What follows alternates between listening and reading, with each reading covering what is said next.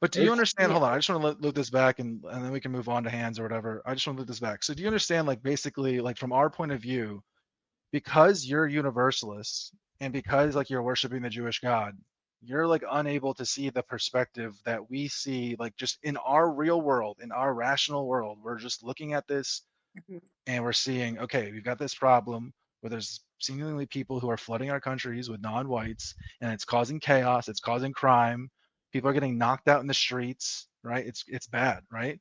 And at the same time, we have this Zionist problem. We have Donald Trump and all of our whole government who basically would like, if the entire country was nuked, they would still be sending military aid to Israel, every single missile, signing it and justifying it with the Bible. And they want to rebuild like the third temple so that Jesus will come back and basically kick off like a third world war, giant Gog and Magog war. So these are like two major problems that we've identified. And Christianity Yeah.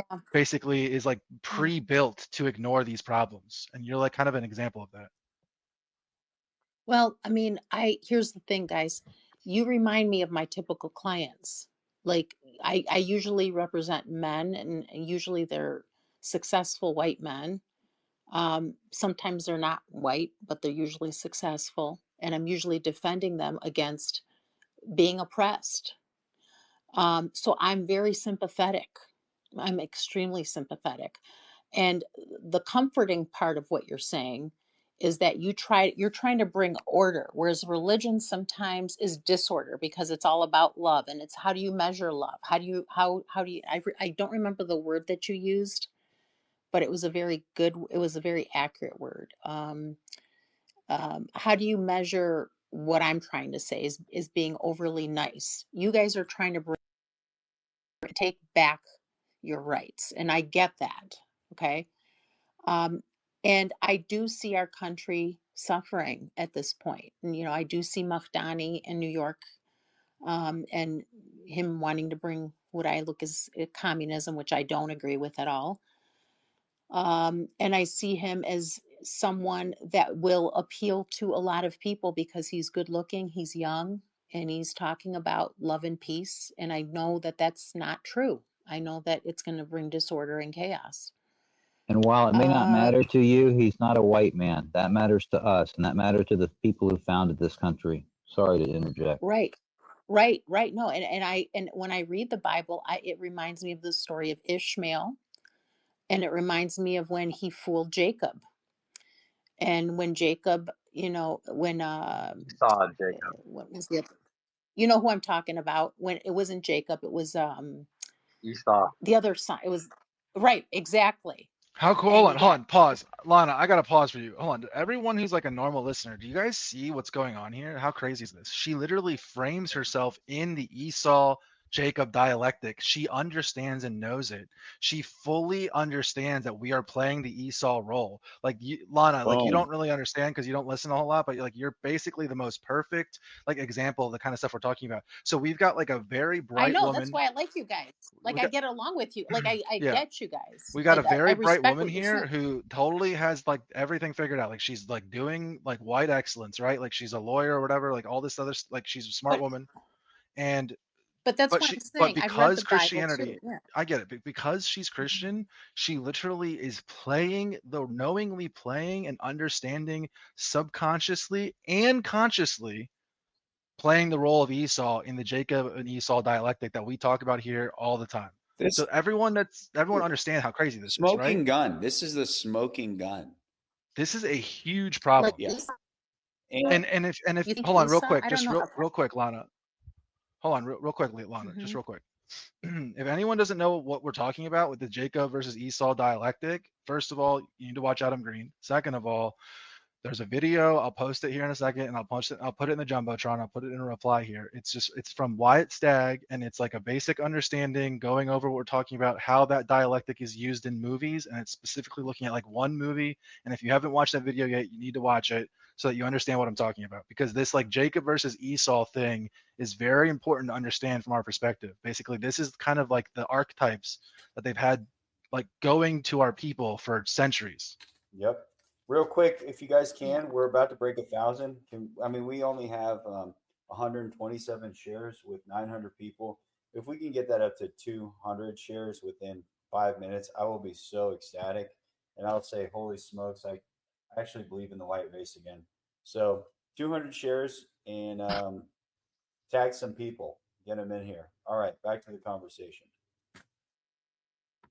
So Lana, sorry, I interrupted you, but what was your position on the Jacob versus Esau thing? Because we basically talk about this constantly. So the fact that you said that's crazy. Well, the part of the Bible where he fools his dad and his dad thinks it's the other son, and then his son sends him out to Mesopotamia, but he promises him. Hold on, real quick. Hold on. Is she roboting hard for everybody? Lana, hold on real quick. You're like roboting, and I really, really want to hear what you're saying. So I just want you to just take a couple seconds here. Hopefully it stops. And then I just put this in the jumbo right here. I just put that up there, guys. It's that video, that YouTube video, and Lana, I just tagged you in it. And when you're done in this space or whatever, you should definitely check that out. But all right, let's see. Is her mic working? Let's find out. Yeah, we're interested in what you have to say, Lana. It's just when he says you're roboting, it means your voice is cutting in and out, so the listeners can't really hear what you're saying. So give us another shot. See if we can understand you. Go again now, please. College. No, he was talking about the Esau. Get closer to your router. Get closer to your router. You're breaking up. I have a router. I'm on cellular, guys. Go. Unlucky. Second story of your go higher in your penthouse. Go higher. Put the antennas on. Got any wire Pray to hangers you Jesus. could tape to your phone? Pray to Jesus for us, Lana, and then give it a shot. Pray to Jesus. You guys are hilarious. No, I mean that's about it. I don't know what else. I just what the Jacob versus Esau thing. Like what is your perspective of that? Like why did you bring that up? I don't remember what we were talking about. What were we talking about? I was basically saying like we're giving up our birthright as Europeans. We're giving up our countries to non-whites, and we've given up our foreign policy and military might and spent it in the Judean desert. And that these are like problems that we've noticed. And your reaction to that was to bring up Jacob and Esau, which is and how that how in your view this is kind of a reflection of that Jacob versus Esau story. Like what do you think? Civilization, no right? way. Mesopotamia. Yeah, go ahead. I mean that's okay. I mean that's Abraham is our father, right? That's where we all come from, right? Abraham. We would contest that. We would actually contest that. We don't believe that. Hold on, real quick. Sorry, I mean, Gene. So hold on. So hold on. Your contention is that this is like a literal, thing, and like this is like just you see this like doubly weird. Like okay, so understand this, guys. She understands like the mythical part of the story, but she sees it like historically. Isn't that strange? Like, I don't know. I just think that's interesting. I do. Yeah. I do. I see it as a history book, and that's it's also how I've been mythical. reading the Bible. Yeah. I know. I used to read it like you did. I actually read it like you did, like as a mythology. But then I thought, one day I'm going to start reading it as a history book. And then I read Maccabees, and it talks about Alexander the Great and all that. And I said, oh, this is the history. Okay.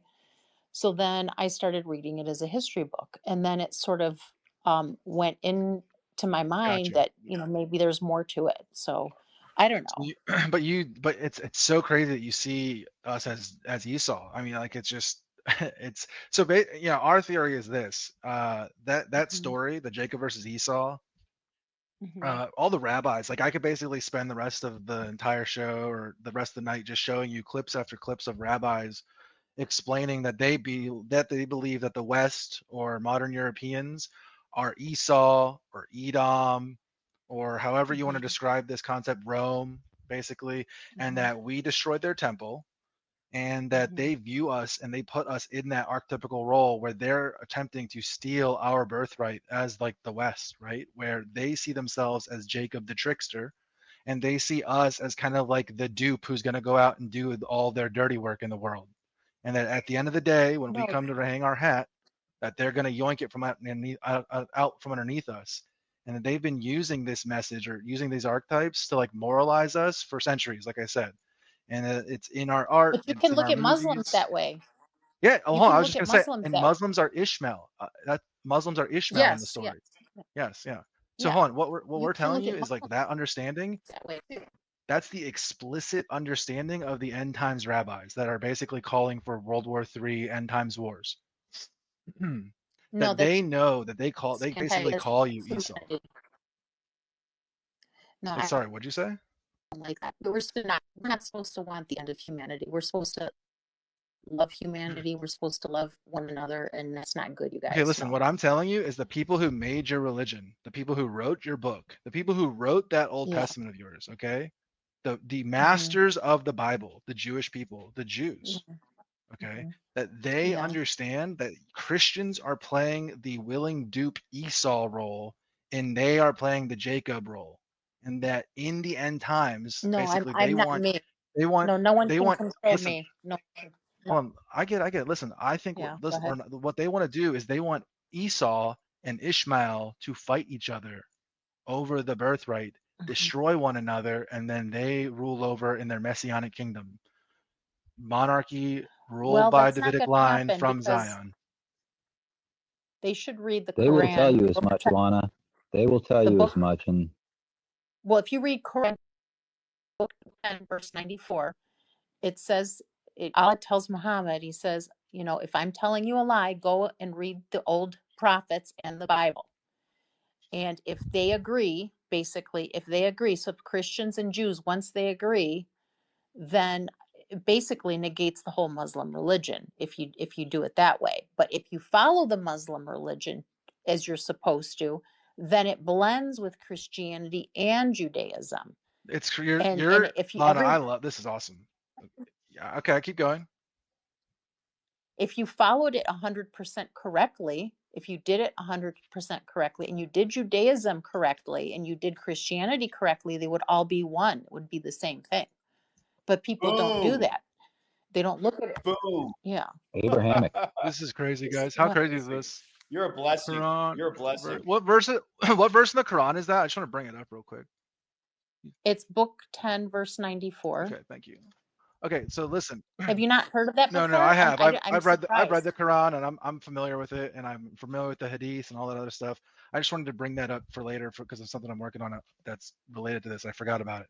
Anyway, so what you just described is the Abrahamic matrix. So as everyone on this, space knows, we explain to people that what's going on here is it's Judaism working in tandem with Christianity and Islam playing off on this Jacob, Esau, Ishmael role, and that the Ishmaelites and the Esau, so Christianity and Islam, are basically playing proto Noahides or just full blown Noahides. And that what she just described is exactly that, right? Did everyone just hear what she described? What she's saying is that in Islam, and this is true, they have basically pre-built in the idea that like there's a that there's a way for for Islam to break down and fall within the same religion as Christianity and Judaism. So it would be one Abrahamic religion. Yeah. And what does it say? And what does it say who to defer to? It says defer to the prophets. And who are the prophets? It directly says Jesus. children of Israel, the children of Israel. That's who it says. Okay. Yeah. It says the children of Israel and the ones who followed the old scripture, which who is that? That's the Jews. So in Islam, they have a built-in theology to fold up their religion into Judaism. Do you guys understand how insane this is? It's even more explicit in the hadiths. I'll just say that. Like it's even more explicit. So this is the kind of stuff where when people say like, oh, you guys think it's a 2,000-year-old plan to conquer the world, and then like you look at stuff like this and like that's just like an infantilization of what we're talking about, right? Like this is just like obvious if you just look at this from this perspective. Lena, I tagged you in a thread that I had made.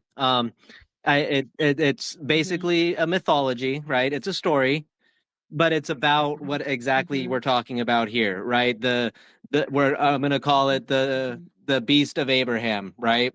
So it's the three heads of this Abrahamic religion working together, right? As a machine of conquest. So it's a story, but I want you to read the story from a non-religious perspective. Okay, I want you to read it as it sits. and then try to, watch how much it makes sense to the world around us. Yeah, I only read the Bible, guys. And I'm going to tell you something. It's really simple. Jesus came and he says, I am the Son of God. And he came and he suffered on the cross. He shed his blood for us because he was the Passover lamb. And that's it. I mean, really, and he said love. That's all it is. And we're making things a lot more complicated than they really need to be. And I don't, my forefathers were slaves too for 400 years in Greece. But I'm not going to sit and complain about it and want reparations here. And I don't want to hear about Lana, it real quick. from I got anybody. a quick question for you. Would you be super pissed off if you found out that Jesus was fake?